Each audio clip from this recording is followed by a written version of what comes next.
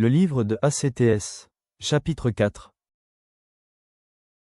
Tandis que Pierre et Jean parlaient au peuple, survinrent les sacrificateurs, le commandant du temple, et les Sadducéens, mécontents de ce qu'ils enseignaient le peuple, et annonçaient en la personne de Jésus la résurrection des morts.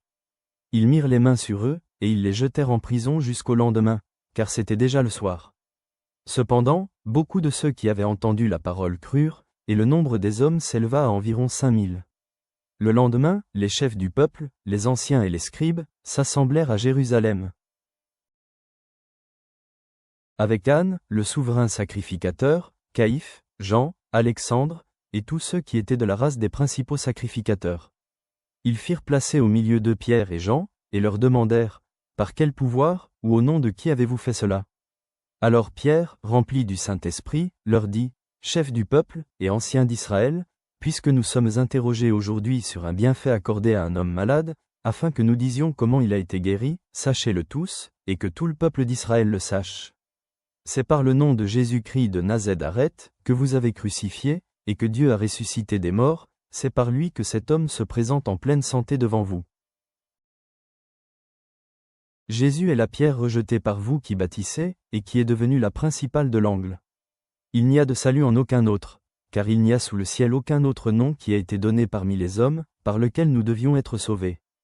Lorsqu'ils virent l'assurance de Pierre et de Jean, ils furent étonnés, sachant que c'étaient des hommes du peuple sans instruction, et ils les reconnurent pour avoir été avec Jésus. Mais comme ils voyaient là près de l'homme qui avait été guéri, ils n'avaient rien à répliquer. Ils leur ordonnèrent de sortir du Sanhédrin, et ils délibérèrent entre eux, disant, « Que ferons-nous à ces hommes ? Car il est manifeste pour tous les habitants de Jérusalem qu'un miracle signalé a été accompli par eux, et nous ne pouvons pas le nier. Mais, afin que la chose ne se répande pas davantage parmi le peuple, défendons-leur avec menace de parler désormais à qui que ce soit en ce nom-là. » Et les ayant appelés, ils leur défendirent absolument de parler et d'enseigner au nom de Jésus.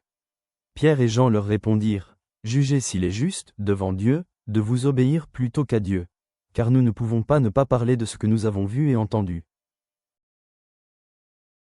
Ils leur firent de nouvelles menaces, et les relâchèrent, ne sachant comment les punir, à cause du peuple, parce que tous glorifiaient Dieu de ce qui était arrivé. Car l'homme qui avait été l'objet de cette guérison miraculeuse était âgé de plus de 40 ans. Après avoir été relâchés, ils allèrent vers les leurs, et racontèrent tout ce que les principaux sacrificateurs et les anciens leur avaient dit. Lorsqu'ils l'eurent entendu, ils élevèrent à Dieu la voix tous ensemble, et dirent, « Seigneur, toi qui as fait le ciel, la terre, la mer, et tout ce qui s'y trouve, c'est toi qui as dit par le Saint-Esprit, par la bouche de notre Père, ton serviteur David.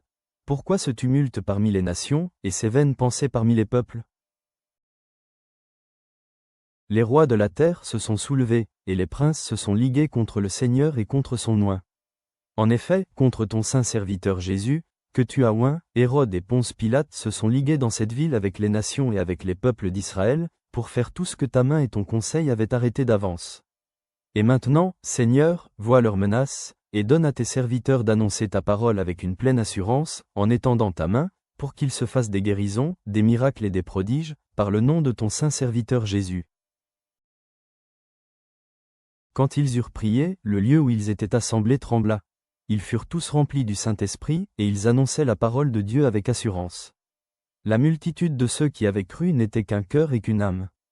Nul ne disait que ses biens lui appartinssent en propre, mais tout était commun entre eux. Les apôtres rendaient avec beaucoup de force témoignage de la résurrection du Seigneur Jésus. Et une grande grâce reposait sur eux tous. Car il n'y avait parmi eux aucun indigent. Tous ceux qui possédaient des champs ou des maisons les vendaient, apportaient le prix de ce qu'ils avaient vendu, et le déposaient aux pieds des apôtres. Et l'on faisait des distributions à chacun selon qu'il en avait besoin. Joseph, surnommé par les apôtres Barnabas, ce qui signifie fils d'exhortation, lévite, originaire de Chypre, vendit un champ qu'il possédait, apporta l'argent, et le déposa aux pieds des apôtres. Père céleste, nous nous présentons devant toi avec gratitude pour l'audace de tes serviteurs qui ont proclamé la vérité de l'Évangile malgré l'opposition. Aide-nous à demeurer fermes dans notre foi, sans crainte de partager ton message de salut et de grâce. Remplis-nous de ton Saint-Esprit, afin qu'il nous donne la force d'aimer et de servir les autres, même face aux défis. Que ta parole soit notre soutien aujourd'hui. Amen.